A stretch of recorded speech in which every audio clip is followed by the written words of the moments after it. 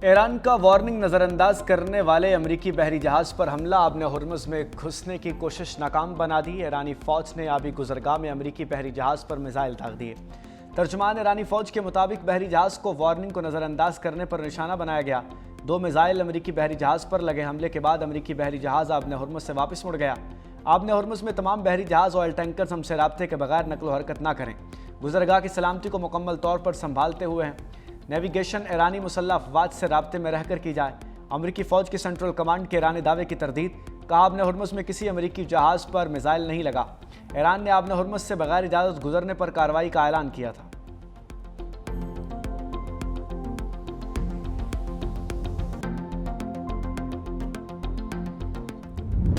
Trump کا Aab-e Hormuz میں پھنسے جہازوں کو نکالنے کا اعلان۔ ایران کو رکاوٹ کی صورت میں سخت کارروائی کی دھمکی۔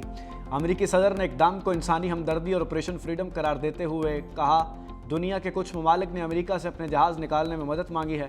غیر جانبدار ممالک کے جہازوں کو محفوظ راستہ فراہم کریں گے۔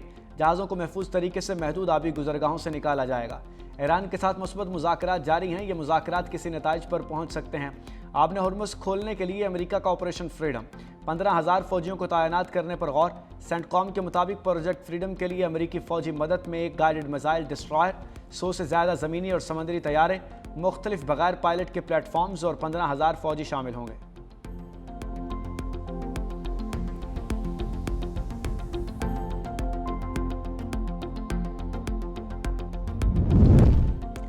پاکستان کی امریکہ ایران تنازع کے حل کے لیے بڑی سفارتی کامیابی۔ امریکہ نے قبضے میں لیا گیا ایرانی بحری جہاز واپس کر دیا۔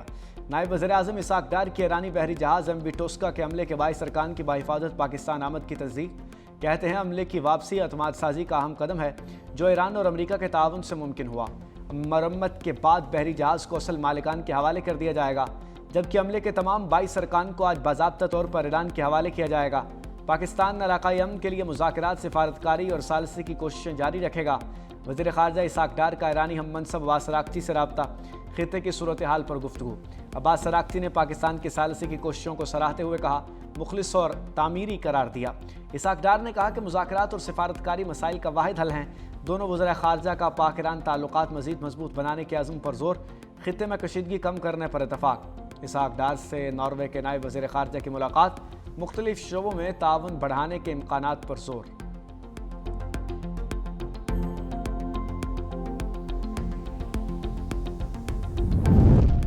ایران کی پاسداران انقلاب نے آبِ ہرمز کا نیا نقشہ جاری کر دیا۔ نقشہ ہرمز میں ایرانی مسلح افواج کے زیر کنٹرول سمندری حدود اور راستوں کی نشاندہی کرتا ہے۔ نقشے میں ایران کے کوہ مبارک اور متحدہ عرب امارات کے فجیرہ کے درمیان حد مقرر کی گئی ہے۔ ایران کے جزیرہ قشم اور امارات کے القوین کے درمیان مغربی حد مقرر۔ ایرانی میڈیا کے مطابق اس نقشے کا مقصد بحری ٹریفک کو منظم کرنا اور اس اہم آبی گزرگاہ میں سیکیورٹی انتظامات کو واضح کرنا ہے۔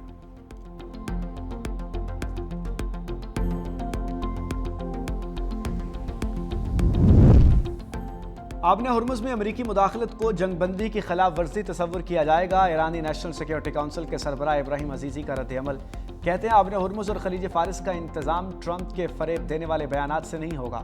آبِ ہرمز اور خلیج فارس کے معاملات میں بیان بازی کی کوئی گنجائش نہیں۔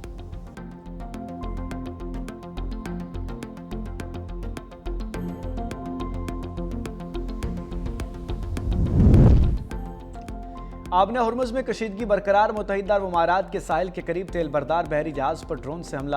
واقعہ فجیرہ سے تقریباً 78 ناٹیکل میل شمال میں پیش آیا، تاہم تمام عملہ محفوظ رہا۔ حکام کا بحری جہازوں کو علاقے میں احتیاط کا مشورہ۔ برطانوی میری ٹائم نے ہدایت کی ہے کہ بحری جہاز محفوظ نیویگیشن کی یقینی بنانے کے لیے عمانی حکام سے VHF چینل 16 کے ذریعے رابطہ رکھے اور ٹریفک سیپریشن سکیم کی بجائے عمان کے علاقائی سمندری حدود کے جنوبی راستے کو ترجیح دیں تاکہ ممکنہ خطرات سے بچا جا سکے۔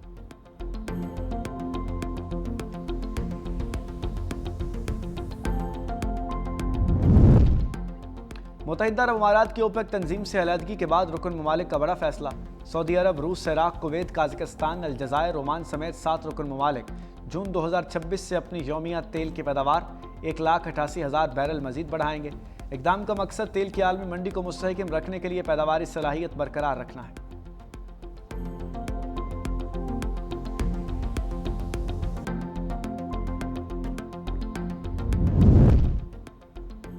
آبنہ ہرمز بند ہونے سے گوادر پورٹ توجہ کا مرکز بن گئی۔ گوادر پورٹ ذرائع کے مطابق کویت کا ہزاروں ٹن مال گوادر پورٹ پہنچ گیا۔ چین کا جہاز شولونگ 618 گوادر پورٹ بلک کارگو اتارے گا۔ جہاز پر کویت جانے والے 16,000 ٹن بھاری مشینری اور دیگر سامان موجود ہے۔ مار کے حق میں پاکستان نے بھارت کو عبرتناک شکست دی، بلاول بھٹو کا تقریب سے خطاب۔ کہا مار کے حق میں پاکستانی قوم نے مثالی اتحاد کا مظاہرہ کیا، یہ ہم سب کی یکجہتی کی جیت تھی۔ ہر پاکستانی نے اپنا کردار بخوبی نبھایا۔ دشمن سمجھتا تھا کہ پاکستان کو توڑا اور ہرایا جا سکتا ہے، مگر دشمن کا خیال تھا اور وہ پاکستان کی صلاحیتوں سے ناواقف تھا۔ مار کے حق کی فتح صرف ہتھیاروں کی نہیں، عزم اور حوصلے کی جیت تھی۔ یہ ان لوگوں کی فتح تھی جنہوں نے جھکنے سے انکار کیا۔ آپریشن بنیان مرصوص میں فتح کا 1 سال مکمل۔ کراچی میں شاندار تقریب کا انعقاد۔ وزیر اعلیٰ سندھ مراد علی شاہ، صوبائی وزراء، کور کمانڈر کراچی کے علاوہ غیر ملکی مہمانوں نے شرکت کی۔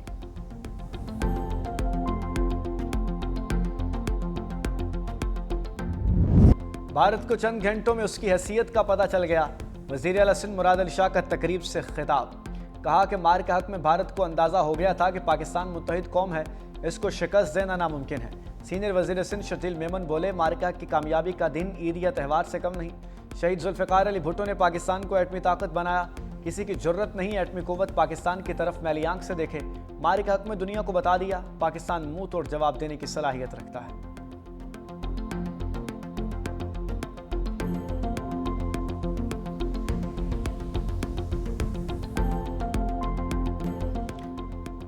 گنڈا سنگھ بارڈر قصور میں شاندار تقریب کا انعقاد۔ قومی جذبے سے سرشار ہزاروں طلباء، اساتذہ، وکلاء، پولیس، سول ملازمین اور عام شہریوں کی شرکت۔ شرکا کے سبز ہلالی پاکستانی پرچم تھامے، ملک اور پاک فوج کے حق میں نعرے۔ نوجوانوں نے کہا، بھارت کے خلاف پاکستان کی کامیابی دنیا ہمیشہ یاد رکھے گی۔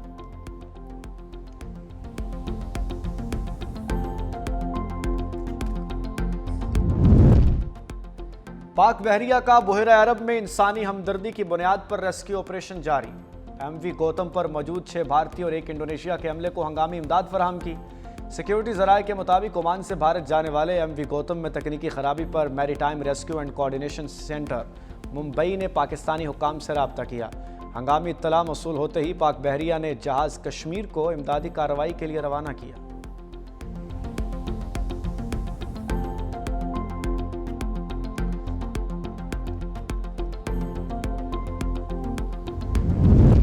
اسلام آباد ہائی کورٹ سے ٹرانسفر ہونے والے جسٹس محسن اختر کیانی نے لاہور ہائی کورٹ میں کام کا آغاز کر دیا۔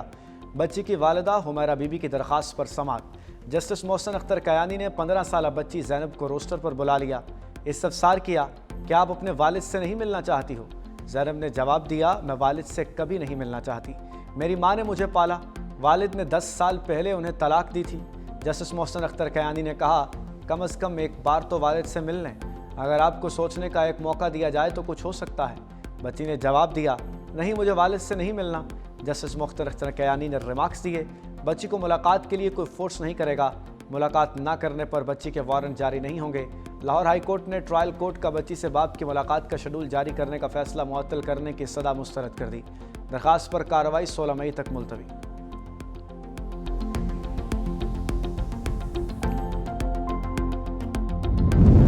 £190 ملین کیس میں اسلام آباد ہائی کورٹ کا بڑا فیصلہ۔ عدالت نے بانی پی ٹی آئی اور بشرا بی بی کی سزا معطلی کی درخواست نے غیر مؤثر قرار دے دی۔ مرکزی اپیلیں 7 مئی کو سماعت کے لیے مقرر۔ اسلام آباد ہائی کورٹ نے محفوظ فیصلہ جاری کر دیا۔ بانی پی ٹی آئی کا ایکس اکاؤنٹ بند کرنے کی درخواست پر سماعت۔ اسلام آباد ہائی کورٹ نے چیئرمین پی ٹی آئی بیرسٹر گوہر کو نوٹس جاری کر کے جواب طلب کر لیا۔ بانی سے سلمان اکرم راجہ کی ملاقات نہ کرانے پر توہین عدالت کیس میں بھی جیل حکام سے جواب طلب۔ کیس کی سماعت 1 ہفتے کے لیے ملتوی۔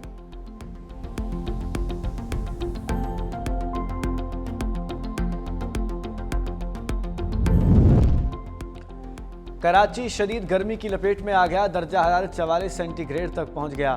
شہری بحال، ہوا میں نمی کا تناسب 7%۔ طبی ماہرین کا شہریوں کو شدید گرم موسم میں غیر ضروری باہر نہ نکلنے کا مشورہ۔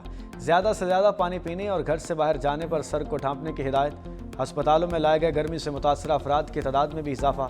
حیدرآباد میں گرمی عروج پر، کاروباری مراکز اور سڑکوں پر سناٹا۔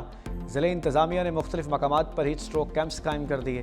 اسلام آباد اور راولپنڈی میں بارش تھم گئی، موسم خوشگوار، گرمی کا زور ٹوٹ گیا۔ محکمہ موسمیات نے وقفے سے بارشوں کی پیشگوئی کی۔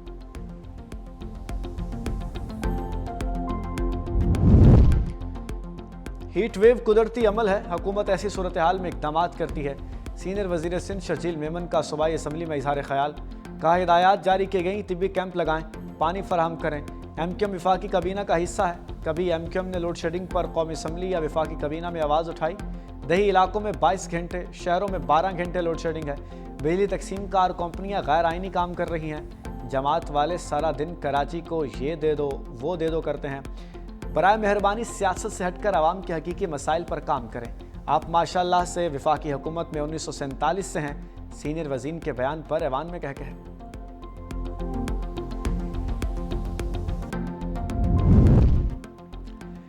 وزیر اعلیٰ پنجاب مریم نواز نے لاہور ڈیولپمنٹ فیز 3 کا پلان طلب کر لیا۔ پنجاب بھر کے ڈپٹی کمشنرز کے ساتھ ویڈیو لنک اجلاس، پنجاب اور لاہور ڈیولپمنٹ پلان پر پیش رفت کا جائزہ، ہفتہ وار ٹارگٹس کی رپورٹ پیش۔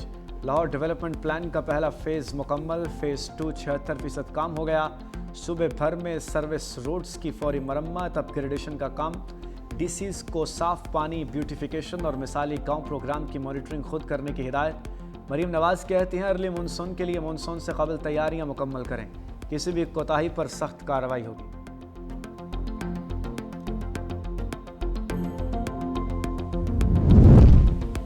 پاکستان سے حج پروازوں کی سعودی عرب روانگی کا سلسلہ جاری، 126 پروازوں کے ذریعے 32,454 سرکاری عازمین حج سعودی عرب پہنچ گئے۔ آج مختلف شہروں سے 17 حج پروازوں کے ذریعے 4,377 عازمین روانہ ہوں گے۔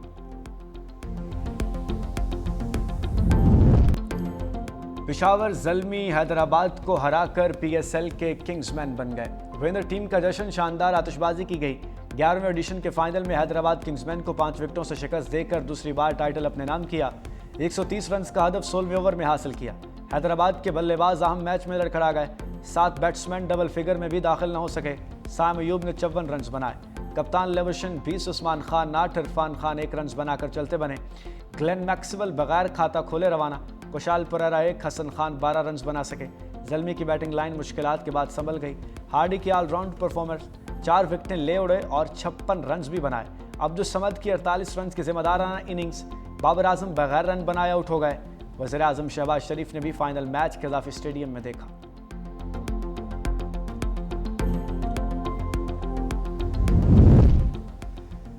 اور قومی اسکواڈ کی شیر بنگلہ کرکٹ اسٹیڈیم میں پریکٹس، کھلاڑیوں نے بیٹنگ اور بالنگ کی نیٹ پریکٹس کی۔ کوچز کی زیر نگرانی کھلاڑیوں نے فزیکل ڈرلز اور فیلڈنگ سیشن میں حصہ لیا۔ بابر اعظم اور خرم شہزاد قومی اسکواڈ کو آج جوائن کریں گے۔